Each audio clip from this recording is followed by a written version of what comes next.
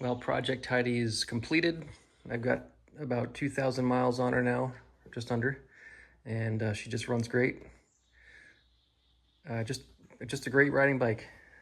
Um, no issues with it. I actually swapped out the seat here to a solo seat. It's not a great two-up bike, really. The way I have it set up to begin with, and the seat that I had put on it was really kind of thin and a little hard, especially coupled with the sporty suspension. It was just a little bit too firm for me, but I put this on and much better, more padded. I like the way it looks better too, actually. But so, bit of an update. Since this is done, I kind of lost my my therapist. I can come out here, but nothing to work on anymore. This is just a complete motorcycle. So I was up in New Hampshire day before yesterday, and this followed me home. This is a bucket list bike for me. 2001 Ducati 748. This has about 15,000 miles on it. It's been neglected.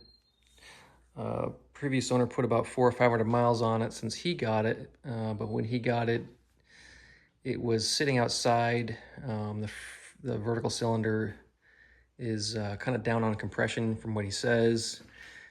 It does sound like it's running a little bit rough. So the motor needs to come apart. It needs to be rebuilt. Not exactly sure what it needs, but I know you can get parts for these things, and they're pretty easy to work on. These bikes are pretty simple.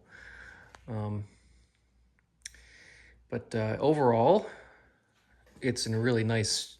It's a perfect candidate for restoration. It's ugly. It's rust. The bolts are rusty. The paint is now obviously somebody repainted it. This it's like a Paul Smart tribute, I suppose you could call it. Those were Paul Smart's colors. He died a few years ago in actually a motorcycle accident on the street. Strangely enough, he was a very famous Ducati racer in the 80s. So these colors are cool, and they did a decent job painting it, but it's well worn, pretty beat up when you start to look at it. It's good from about 20 feet. Originally, the bike was yellow, which that's a no-go for me. I've already had a yellow Ducati, and I'm just not a yellow kind of a guy. But overall, it's just weathered. The whole thing is just weathered, and everything just needs to be cleaned up and rebuilt and refinished. You can still get quite a bit of parts for these things. You can see all the plastic. It's just faded from the sun.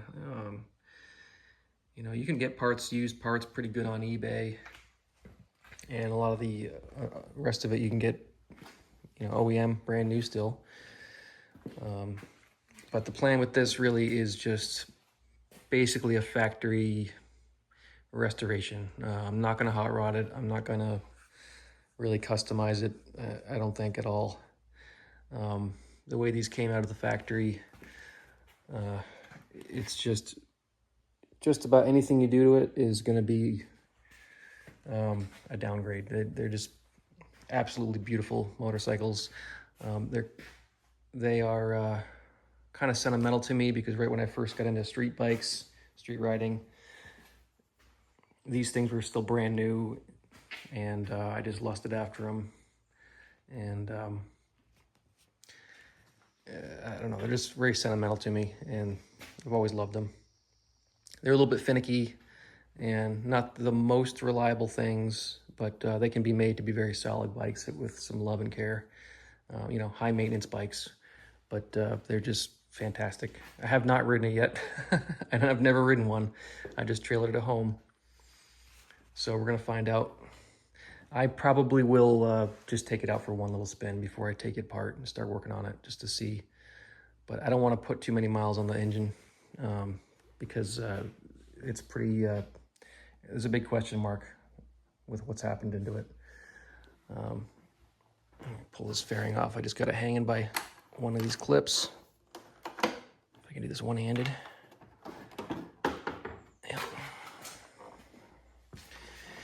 One of the major pluses to this bike is it's got all factory plastic on it. There's no Chinese aftermarket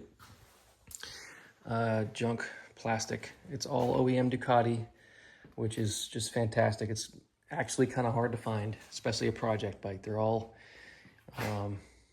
aftermarket, and the aftermarket plastic just doesn't fit.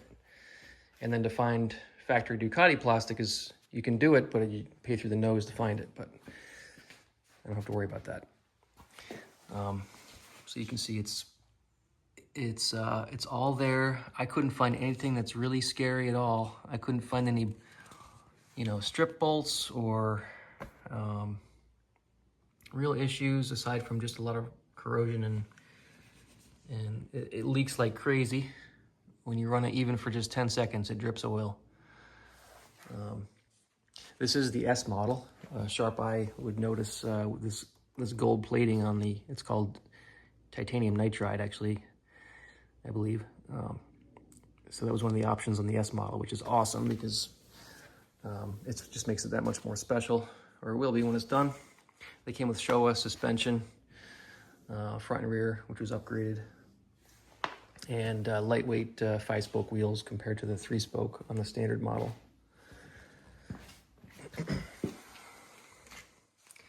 It's just pretty grungy. The only thing I've done to it so far is wipe the rear wheel down just to see what kind of finish, and it actually cleaned up really well. I just did this half of it, but I was kind of expecting to have to paint the wheels, but I don't know if I'll have to. Even the original sticker, not bad. It might clean up. And the frame also, I really can't find any kind of corrosion. It's just weathered. I might even be able to, I don't know, buff the frame, put a buffer on there and shine it up. There's no scratches anywhere. That'd be cool to be able to keep the original paint on there. The leak is bad under here, and I don't know where it's coming from. I was looking under here, and it's coming from this area, and I'm hoping, I don't know if you can see it from this, I'm hoping that's not what it looks like. I'm hoping it's just a casting mark and not a crack, because I know this engine had water in it. I'm going to clean it up really good, get it super dry and clean, and then start it up and run it for a few minutes, and then just see if I can see where the oil's coming from. And with any luck, it's just a gasket or an O-ring or something. I'm sure that's probably what it is. But worst case, you can get bottom ends for these for pretty cheap. So yeah, there she is, 15,700 original miles. And everything works on it. All the lights, every single thing works. All the little idiot lights and the tach and the speedo and the temperature gauge, all the switches, brake lights, headlights.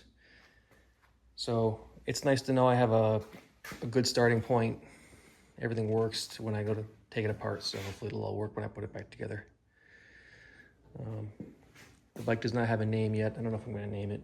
That might just be a German bike thing, but so there she is, to be continued. I have no idea when I'm going to start actually working on it. It might not be till the fall.